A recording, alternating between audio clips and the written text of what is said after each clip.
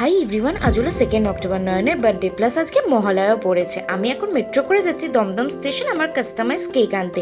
এই যে দমদম স্টেশনে এসে গেছি, আজকে মহালয়া তাই খুব ভিড় ছিল, অনেকে কুমোরটুলি যাচ্ছিল ফটো সেশন করতে।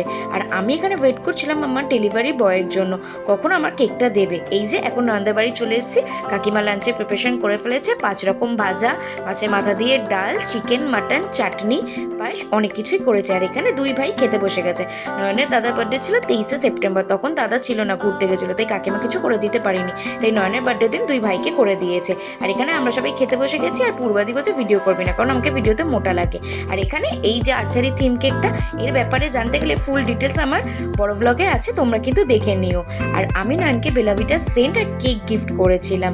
আর এখানে বার্থডে বয় ফাইনালি লাস্টে কেক কাটছে, কারণ কেকটা আমি দিয়েছিলাম। কেক কাটার পর আমরা কি কি করলাম সেটা জানার জন্য তোমাদেরকে পরের ভিডিওর জন্য ওয়েট করতে হবে।